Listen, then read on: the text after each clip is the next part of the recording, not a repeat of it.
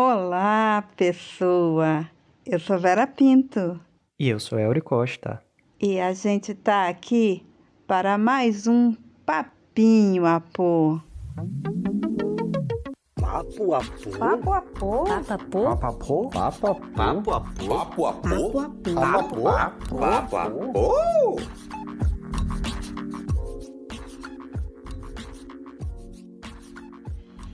E hoje a gente traz mais um capítulo do Loucos por Literatura.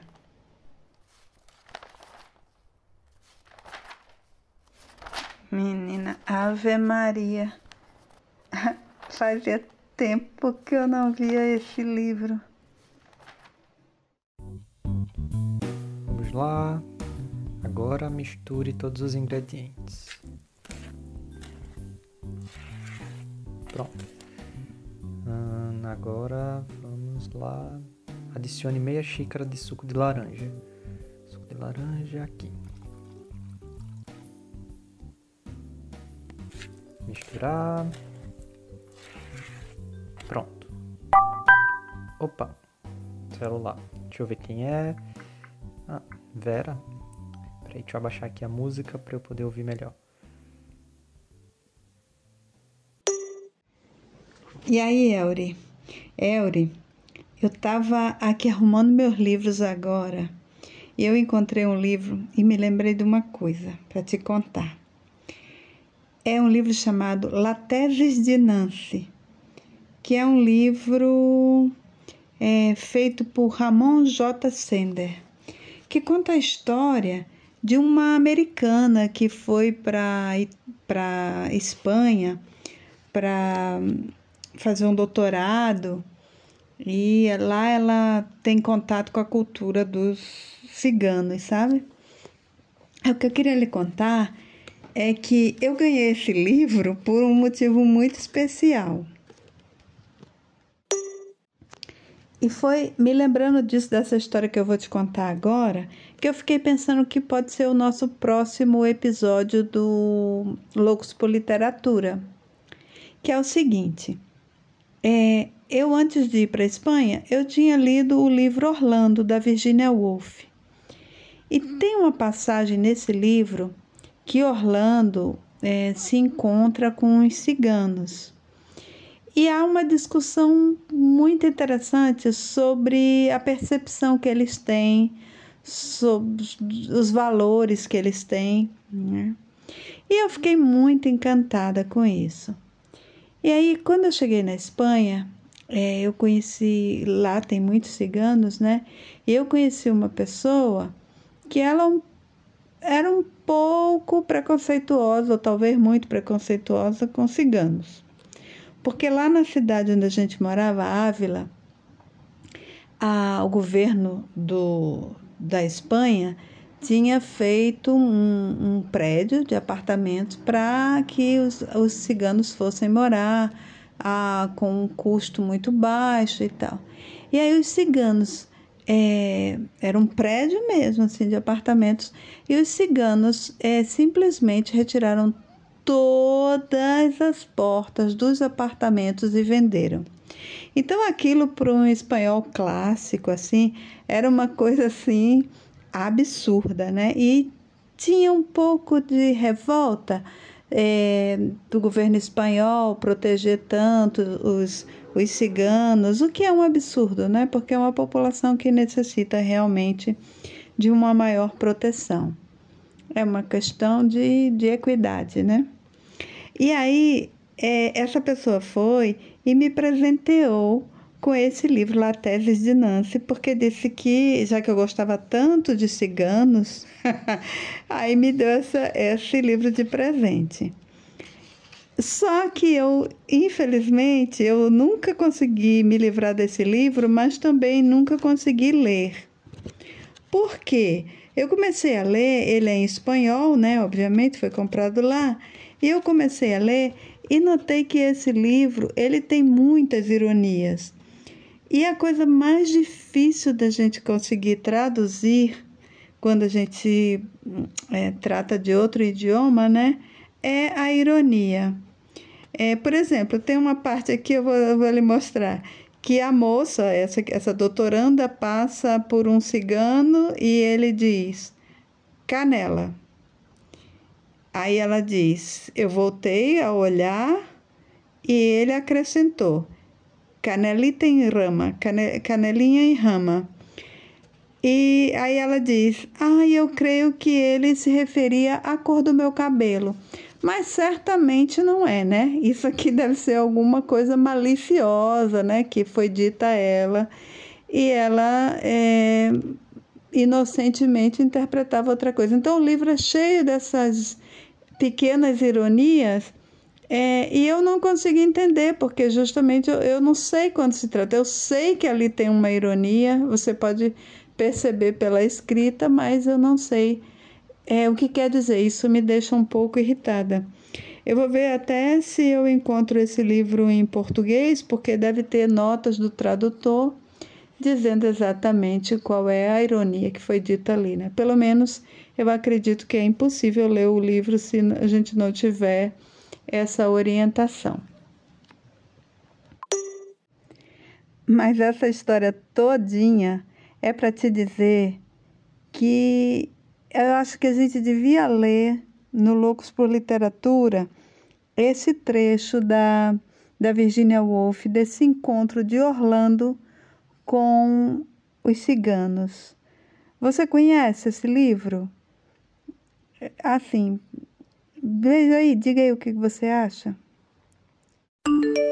Nossa, Vera, a gente vive e continua aprendendo. Não sabia desse livro que você falou lá, Teses de Nancy, dessa relação com a cultura cigana, e tinha ouvido falar sobre o romance Orlando, da Virginia, mas não conhecia a história a fundo. Inclusive, você poderia me contar um pouquinho a respeito do que é a história, tipo fazer um resumo, uma sinopse, porque a Virginia não é uma autora que eu cheguei a ler alguma coisa, pelo menos não que eu lembre. Então vou ficar aguardando aqui enquanto termino de fazer minhas coisas. Aí se você puder me mandar um áudio falando, explicando alguma coisa, ficaria muito feliz. Tá certo?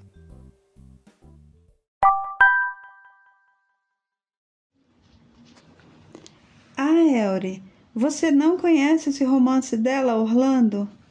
Pois é fascinante. Ele foi escrito em 1928 e ele trata de uma crítica, né, às convenções, porque aquela era uma sociedade pós-vitoriana, né, e a Virginia Woolf ela era muito antecipatória em relação a esse movimento feminista, né? Então ela notava e ela expressava isso nos seus romances, como você sabe, né? Que essas convenções, as convenções tolhem as pessoas, em especial as mulheres. E ela chama a atenção nesse livro para o caráter multifacetado das pessoas. Então, Orlando é um personagem que ele não sofre o efeito do tempo. Então, ele só passa da adolescência à vida adulta, e tudo isso em 4 séculos, né? Como se ele conseguisse viver 4 séculos, e como se ele precisasse desse tempo para se realizar como pessoa humana e poeta. E também esse caráter masculino e feminino do Orlando, né? Esse gênero, ele é mudado, né? Alternado durante o livro. É um livro muito, muito interessante. Eu vou fazer o seguinte, eu vou mandar para você esse trechinho que eu adoro, que ele tem contato com os ciganos, e para você dar uma lida e você me dizer se não gostou. Eu tenho certeza que você vai adorar.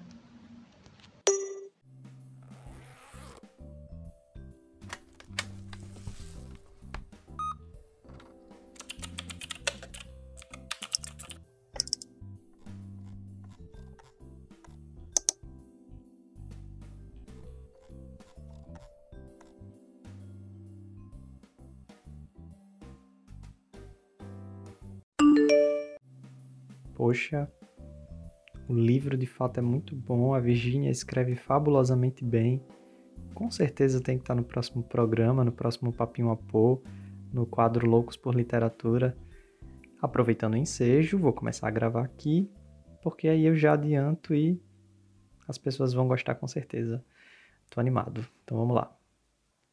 Cavalgaram por vários dias e noites, encontraram inúmeras aventuras, umas vindas dos homens, outras da natureza, e em todas Orlando portou-se corajosamente. Em uma semana alcançaram as terras altas fora de Brouça, que era então o principal acampamento da tribo cigana a qual Orlando se aliara. Muitas vezes ela olhara essas montanhas de sua janela na embaixada, muitas vezes desejara estar lá, e para uma pessoa reflexiva, encontrar-se onde sempre tinha desejado estar é uma oportunidade para reflexão. Por algum tempo, contudo, ela estava tão alegre com a mudança que não queria estragá-la com pensamentos. O prazer de não ter papéis para selar ou assinar, de não ter floreios para fazer, visitas para retribuir, lhe era suficiente. Os ciganos guiavam-se pela grama. Quando ela acabava, eles se mudavam. Ela se banhava nos riachos, se é que se banhava. Nenhuma caixa vermelha, azul ou verde lhe era apresentada. Não havia uma chave, e muito menos uma chave de ouro em todo o acampamento. Quanto a visitas, a palavra era desconhecida. Ela ordenhava as cabras, apanhava lenha, de vez em quando roubava um ovo de galinha, mas sempre deixava uma moeda ou uma pérola em seu lugar. Pastoreava o gado, podava as videiras, pisava a uva, enchia o cantil de pele de cabra e nele bebia, e quando relembrava como, àquela hora do dia, estaria fingindo beber e fumar com uma xícara de café vazia e um cachimbo sem tabaco. Ia alto, cortava uma fatia de pão e pedia uma tragada do velho cachimbo de Rustum, embora tivesse cheio de esterco de vaca. Os ciganos, com quem é óbvio que ela estivera em comunicação secreta antes da Revolução, pareciam considerá-la uma deles, o que é sempre a mais alta homenagem que um povo pode prestar. E seu cabelo escuro e compleição morena deram origem à crença de que ela era um deles, de nascimento, e que tinha sido arrebatada de uma nogueira por um duque inglês, quando ainda criança, e levada para aquela terra bárbara onde as pessoas vivem em casas porque são muito fracas e doentes para ficarem ao ar livre. Assim, embora fossem de muitas maneiras inferior a eles, queriam ajudá-la a tornar-se mais parecida com eles. Ensinavam-lhe suas artes de fazer queijos e tecer cestos, sua ciência de roubar e caçar pássaros, e estavam mesmo preparados para consentir que casasse entre eles.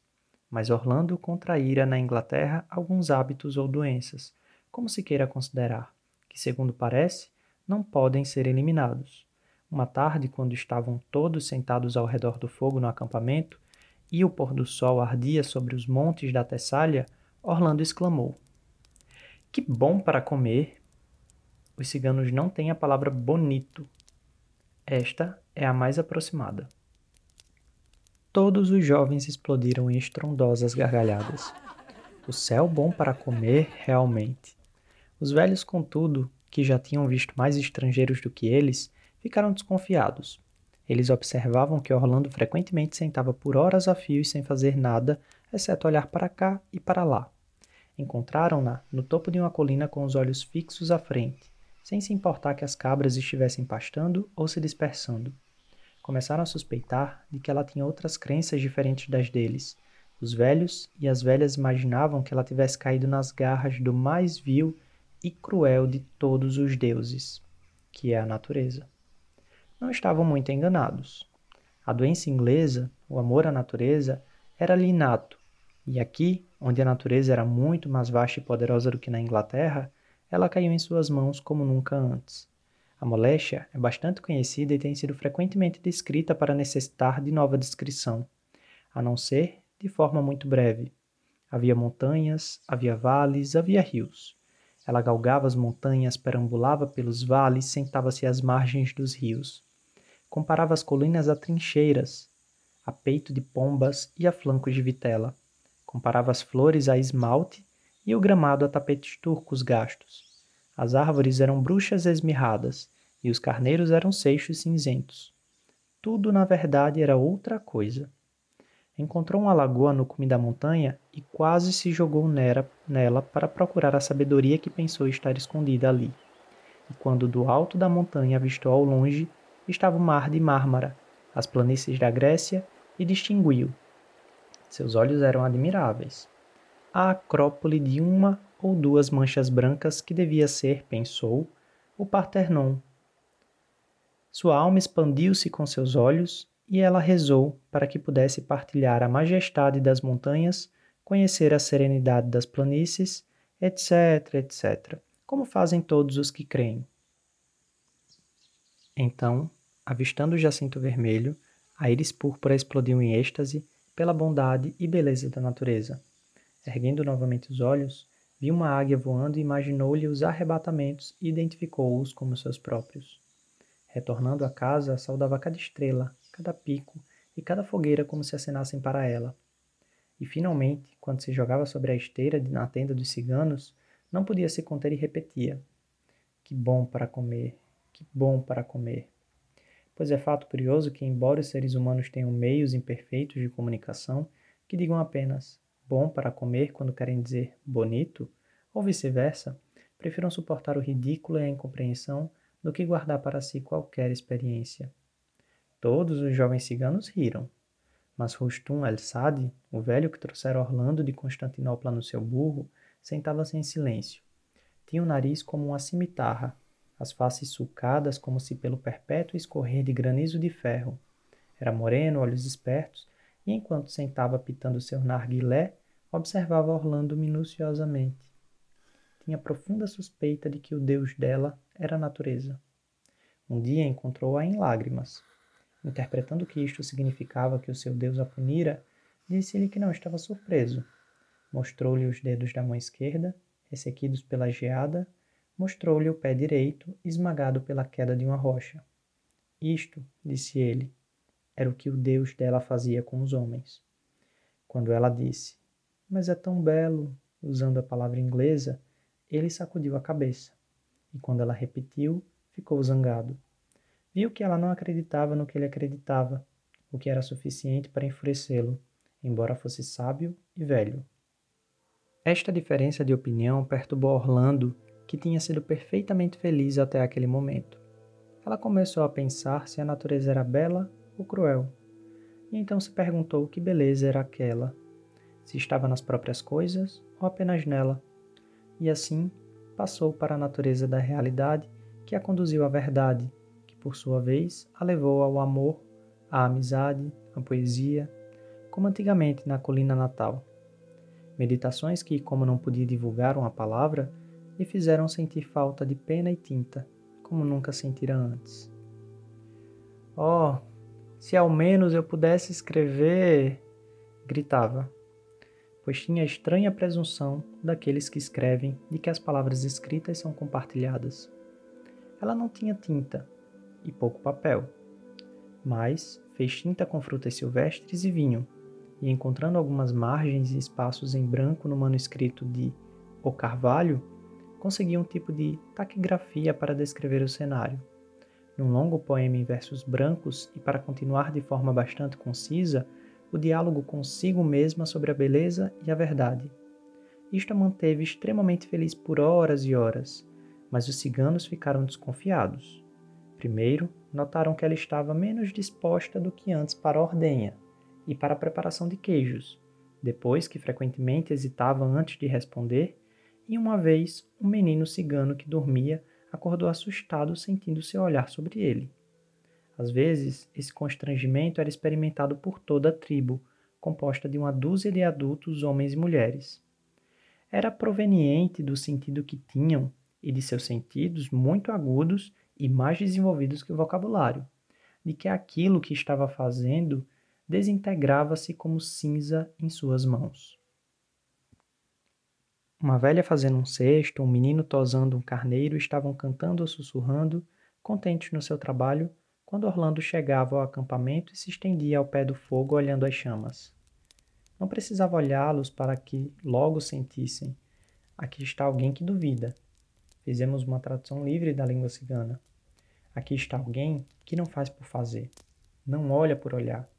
Aqui está alguém que não acredita nem em peles de carneiro, nem em cestos, mas vê. Então olhavam apreensivamente em torno da tenda alguma outra coisa. Então, uma sensação vaga, mas bastante desagradável, começava a atingir o menino e a velha. Eles quebravam suas varas de vime, feriam os dedos, enchiam-se de uma grande raiva. Desejavam que Orlando deixasse a tenda e nunca mais voltasse. No entanto, reconheciam que ela era agradável e tinha uma boa vontade, e que uma de suas pérolas era suficiente para comprar o melhor rebanho de cabras em Brouça. Lentamente, ela começou a sentir que havia algumas diferenças entre ela e os ciganos que a faziam hesitar às vezes em se casar e se fixar entre eles para sempre. A princípio, tentou explicar isso dizendo que provinha de uma raça antiga e civilizada, enquanto os ciganos eram um povo ignorante, não muito melhor do que os selvagens. Uma noite, quando a interrogavam sobre a Inglaterra, não pôde deixar de demonstrar orgulho em descrever a casa onde nascera, que tinha 365 quartos, e que pertencia à sua família há 400 ou 500 anos. Seus ancestrais eram condes ou mesmo duques, acrescentou. Nisso, observou que os ciganos novamente estavam incomodados, mas não zangados, como quando ela elogiara a natureza. Agora, estavam corteses, porém embaraçados, como as pessoas de fina educação quando um estrangeiro vem a revelar seu nascimento humilde ou a sua pobreza. Rustum seguiu-a para fora da tenda sozinho e disse-lhe que ela não precisava se preocupar que seu pai fosse um duque e que possuísse todos os quartos e móveis que havia descrito. Nenhum deles pensaria mal dela por isso. Então, foi tomada por uma vergonha nunca sentida antes. É claro que Rustum e os outros ciganos pensavam que uma ascendência de 400 ou 500 anos era a mais pobre possível. Suas famílias remontavam a pelo menos 2 ou 3 mil anos. Para os ciganos, cujos ancestrais tinham construído as pirâmides séculos antes do nascimento de Cristo, a genealogia dos Howards e dos Plantagenetas não eram nem melhor nem pior do que o dos Smiths ou dos Jones. Todos eram insignificantes. Além do mais, quando um pastor tinha uma linhagem de tamanha antiguidade, nada havia de especialmente memorável ou desejável num berço antigo. Os vagabundos e os mendigos também a possuem. E então, embora fossem extremamente corteses para falar abertamente, era claro que o cigano pensava que não havia ambição mais vulgar do que possuir quartos a centenas. Eles estavam no topo da colina quando conversavam, era noite e as montanhas erguiam-se ao redor, quando a terra inteira é nossa. Do ponto de vista de um cigano, um duque, Orlando entendeu, não era mais do que um aproveitador ou ladrão que arrebatara a terra e dinheiro do povo, que considerava essas coisas de pouco valor e não podia pensar em coisa melhor do que construir 365 quartos quando um era suficiente e nenhum ainda melhor. Ela não podia negar que seus antepassados tinham acumulado campo após campo, casa após casa, honraria após honraria. Contudo, nenhum deles tinha sido um santo ou herói, ou grande benfeitor da humanidade. Nem podia deixar de reconhecer. Rustum era muito cavalheiro para insistir, mas ela compreendeu que qualquer homem que fizesse agora o que seus antepassados haviam feito 300 ou 400 anos antes seria denunciado, ruidosamente por sua família, como um vulgar arrivista, um aventureiro, um novo riche. Ela procurava responder a esses argumentos pelo método familiar, embora oblíquo, de considerar a vida dos ciganos rude e bárbara. E assim, em pouco tempo, muita animosidade crescera entre eles. De fato, tais diferenças de opinião são suficientes para causar derramamento de sangue e revolução.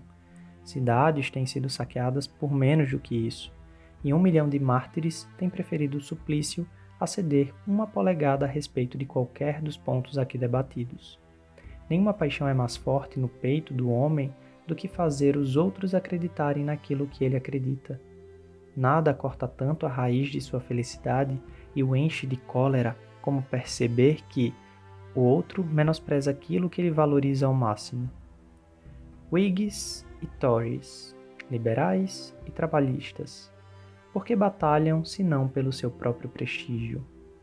Não é o amor à verdade, mas o desejo de dominar que coloca bairro contra bairro e faz uma paróquia desejar a decadência da outra paróquia.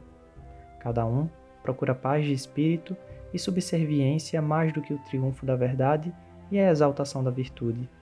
mas essas moralidades pertencem e devem ser deixadas para o historiador, já que são muito enfadonhas. 476 quartos nada significam para eles, suspirou Orlando. Ela prefere um pôr do sol a um rebanho de cabras, diziam os ciganos. Orlando não sabia o que fazer. Deixar os ciganos e tornar-se mais uma vez embaixador parecia-lhe intolerável, mas era igualmente impossível permanecer ali para sempre, onde não havia nem tinta e nem papel, nem reverência pelos Talbots, nem respeito por uma multiplicidade de quartos. Assim, pensava uma bela manhã nas encostas do Monte Athos, enquanto vigiava as cabras. E então a natureza, em quem confiava, ou pregou-lhe uma peça ou operou um milagre. Novamente as opiniões diferem tanto que se torna impossível decidir. Orlando olhou bastante desolada para o declive da colina à sua frente.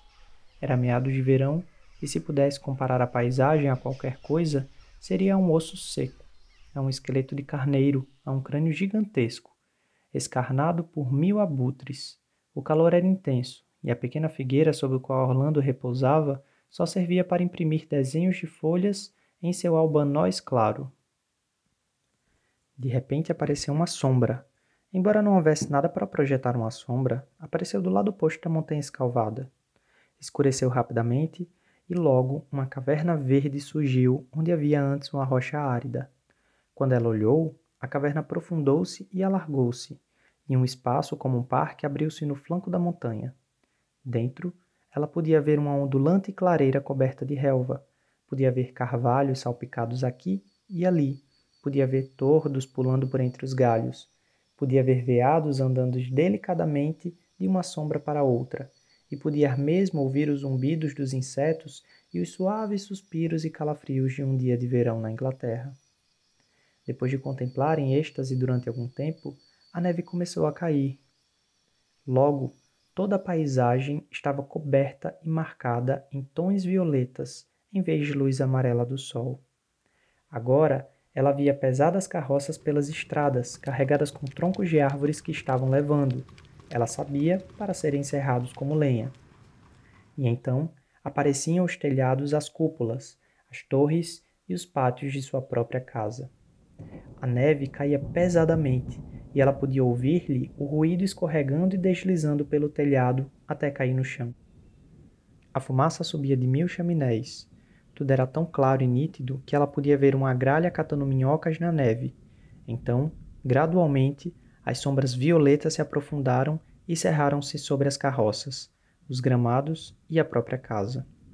Tudo foi tragado. Nada restava agora da caverna coberta de relva e, em vez de clareiras verdes, apenas a encosta ardente que parecia pelada por 1000 abutres. Com isso, ela explodiu em lágrimas e, retornando ao acampamento dos ciganos, disse-lhes que precisava partir para a Inglaterra no dia seguinte. Foi bom para ela ter feito isso. Os rapazes já tinham tramado sua morte. A honra, diziam, exigia isso, pois ela não pensava como eles. No entanto, tinham pena de cortar-lhe o pescoço, e a notícia de sua partida foi bem recebida.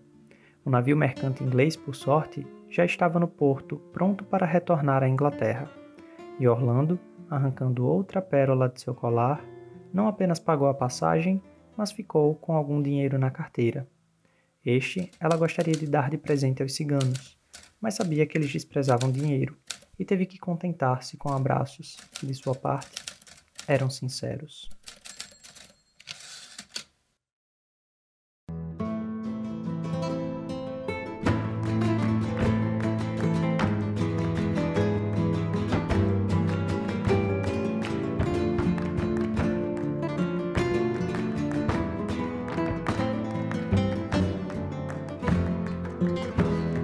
A gente encerra aqui este papinho e a gente espera você quarta-feira para um novo Papo Apo. Beijinhos e até lá. Por hoje é só e a gente se vê no nosso próximo encontro. Tchau!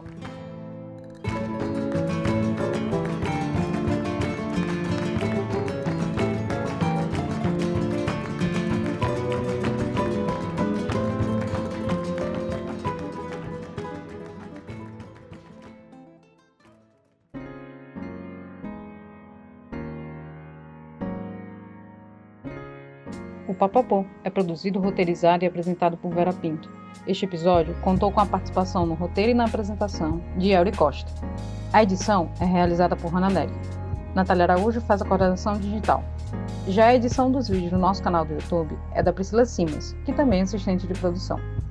Neste episódio, lemos o trecho do livro Orlando, de Virginia Woolf, publicado pelas editoras Saraiva e Nova Fronteira, disponibilizados para leitura no site Lê Livros. As trilhas ouvidas neste episódio são da biblioteca de áudio do YouTube e do site freesound.org. O Papapô é gravado e editado em casa, preservando o distanciamento social e mantendo as relações vivas.